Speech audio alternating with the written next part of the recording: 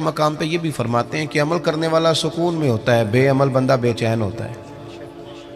جو کسی شے پہ عمل کر لیتا ہے نا اسے ٹھنڈک ہو جاتی ہے، اور جو بے عمل ہوتا ہے اب وہ چھپتا ہے، وہ کہتا ہے کہ مطلب اب میں کیسے نکلوں، یہ تو عمل کرنے کی جگہ آ گئی۔ تو ایک تو عمل کے لیے، دوسری بات یہ کہ علم سیکھنا ہے اور اس پر عمل کرنا ہے، اور تیسری بات حضرت مجدد صاحب فرماتے ہیں کہ اس میں خلوص پیدا کرنا ہے، للہیت۔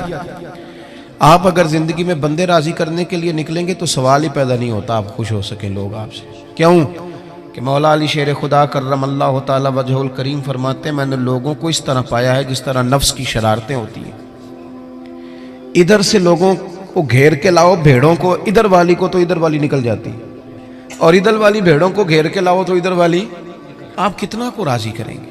آپ کی طبیعت میں جب اخلاص آتا ہے، جب آپ کو تنہائی کی عبادت بھی مزہ دینے لگ جاتے ہیں۔ امام باقر سے کسی نے کہا تھا نا حضور نیک کون ہوتا ہے؟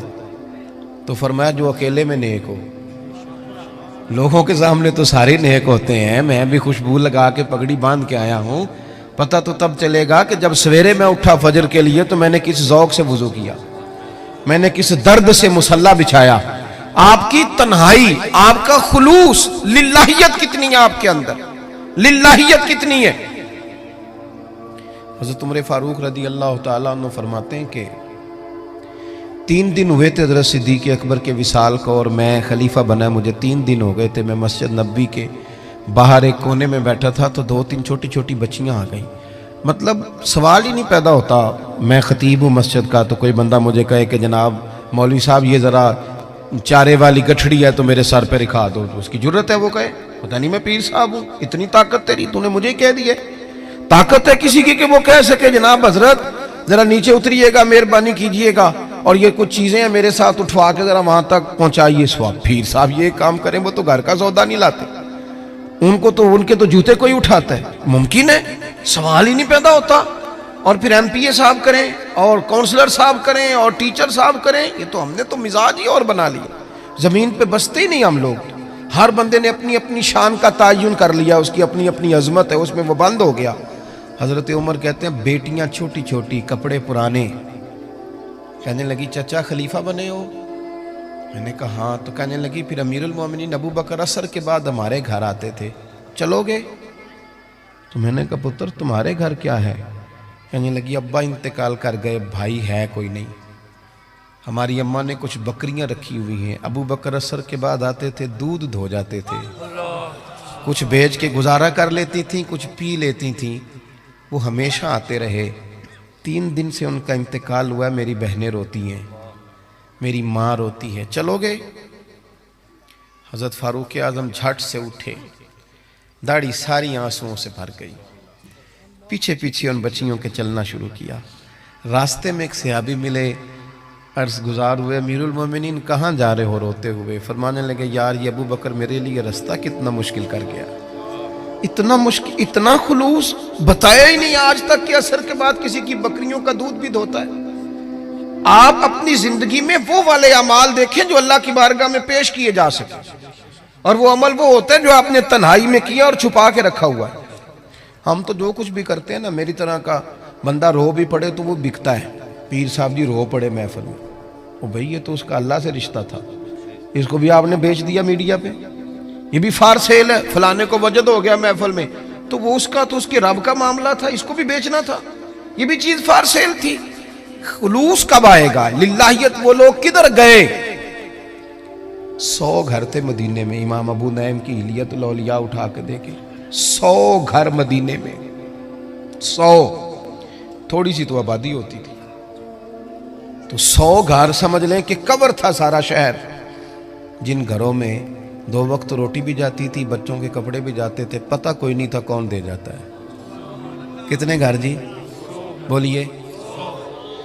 ہائے، ہوتی ہیں ہمارے ہاں بھی اجتماعی شادیاں، لیکن وہ نا 25 لوگ اسٹیج پہ بیٹھے ہوتے ہیں، اور مہمان خصوصی کی فوٹو زیادہ آتی ہے جو شادیاں کرا رہا ہوتا ہے، دولہا تو بیچارہ شرم کے مارے پیچھے پیچھے، دلہن تو بیچاری پیچھے پیچھے۔ اجتماعی شادیاں جو ہمارے ہاں بھی راشن تقسیم ہوتا ہے، لیکن وہ اب تو خیر لوگ بڑے سیانے ہو گئے ہیں، وہ کہتے ہیں جی ہم اس لیے یہ کام کرتے ہیں تحدیث نعمت پر، تاکہ دوسروں کو بھی توجہ ہو۔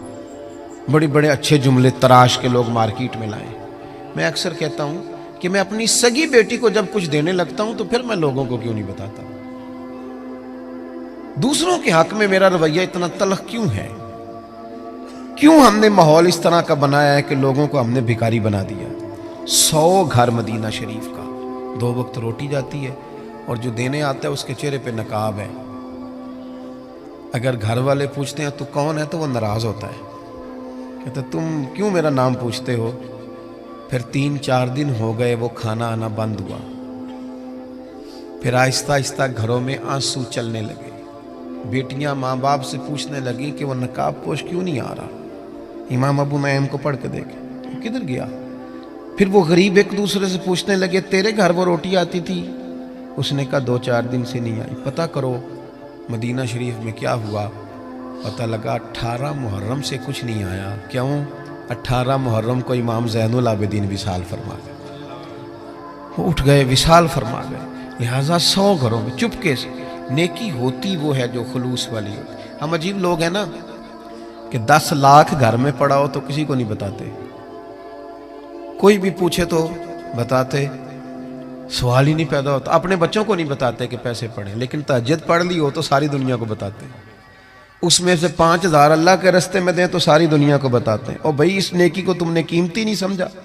कीमती शायद तो किसी को बताई नहीं जाती जब तक खुलूस नहीं आता लिल्लाही। और अगर आप और मैं ये कहें कि हम रद्द अमल के तौर पे सख्त हो गए, दुनिया सारी गलत है तो लिहाजा हम भी हो गए, दुनिया सारी दुकानदार है तो पता है जी सानू लोकां दा किन्ने को पानी चने, अगर आप ये लफ्ज़ कहें तो मेरा जवाब ये है कि नेकियां जमहूरी नहीं होती कि सारी दुनिया करेगी तो हमने करनी है।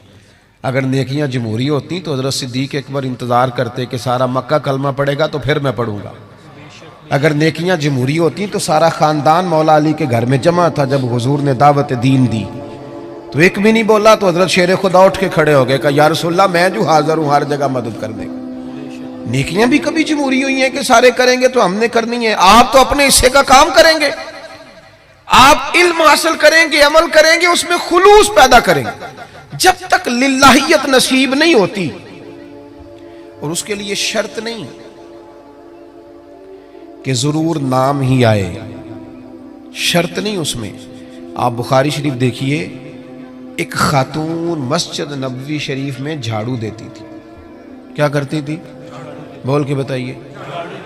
अब मस्जिद की सियासत करने वाले बड़े सारे होते हैं, झाड़ू देने वाला कोई भी नहीं होता। सियासत करा लें आप, लड़ाई करा लें मस्जिद में, ये आधा मरला मेरे दादा ने दी थी तो पौना मेरे दादा ने दी थी तो लिहाजा मेरा ज़्यादा हक है, तो लिहाजा मेरा ज़्यादा हक है।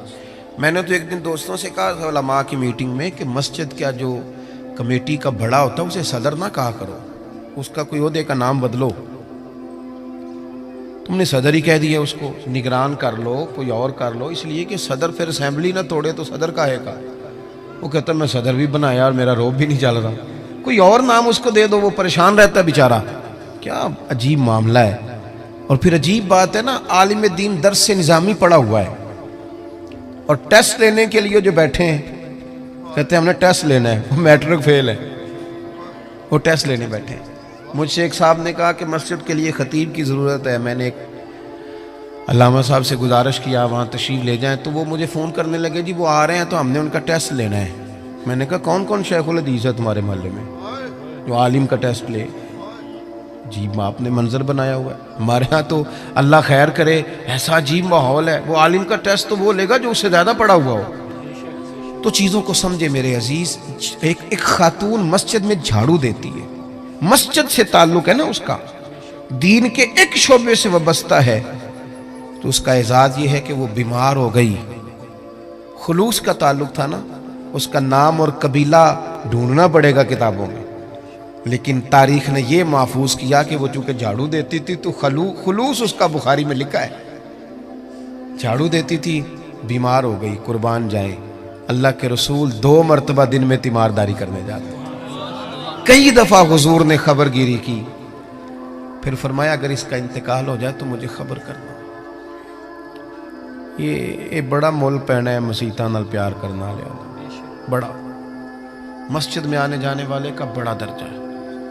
हुजूर फरमाते हैं इंतकाल हो जाए तो खबर करना। ठंड भी थी, रात भी थी, حکم بھی ہے کہ جب کسی کا انتقال ہو جائے تو جلدی تدفین کر دو۔ صحابہ نے، میں بس بات ختم کرنے لگا ہوں، غور کرنا، صحابہ نے نا حضور کو تکلیف دینا مناسب نہ جانا، جنازہ پڑھ کے دفن کر دیا۔ سارا کچھ جاننے والے محبوب سویرے آئے، جو فرش پہ بیٹھ کے عرش کی خبریں دیتے ہیں، سارا کچھ جانتے ہیں۔ تعلیم امت کے لیے پوچھا، مجھے خبر کیوں نہیں دی؟ حضور رات گہری تھی، ٹھنڈ تھی، تکلیف دینا مناسب نہ جانا۔ نصیبے نہیں چمک گئے اس خاتون کے؟ ساری دنیا حضور کی قبر نور پہ حاضری دے اور سعادت سمجھے، اس خاتون کا اعزاز دیکھو، مسجد میں جھاڑو دیتی ہے۔ حضور فرمانے لگے بتاؤ اس کی قبر کہاں ہے؟ حضور آپ قبر پہ جائیں گے جہاں آپ چلے جائیں؟ کمال ہو گیا، حضور قبر پہ آئے۔ ویسے تو دوسرا جنازہ جائز نہیں، لیکن اگر وارثوں نے نہ پڑھا ہو پھر جائز ہوتا ہے۔ وارث نے نہ پڑھا، کسی اور نے پڑھ دیا تو دوسرا جنازہ پڑھا جا سکتا ہے، اور حضور تو خود وارث ہے نا ساری امت کے۔ لہٰذا محبوب قبر پہ کھڑے ہو کے فرمانے لگے صفیں بناؤ، میں دوبارہ جنازہ پڑھاؤں گا۔ حضور نے پھر سے جنازہ پڑھایا۔ آپ اپنی زندگی خلوص والی، للہیت پیدا کریں۔ یہ جو ریاکاری ہوتی ہے نا، یہ اداکاری ہوتی ہے۔ اداکاری سے بندہ تھک جاتا ہے، کتنی کو کرے گا؟ اور یہ خلوص، یہ روٹین ورک ہوتا ہے۔ آپ خلوص والے ہیں تو روٹین میں چل رہے ہیں، آپ اپنا کام کر رہے ہیں۔ للہیت پیدا کریں، یہی ہمارے بزرگوں کا سبق ہے۔ اللہ کی بارگاہ میں یہ دعا ہے، مالک کریم حضرت شاہ صاحب رحمۃ اللہ علیہ کے درجات کو بلند فرمائے، ہماری اس حاضری کو اللہ ہمارے گناہوں کی معافی کا سبب بنا دے۔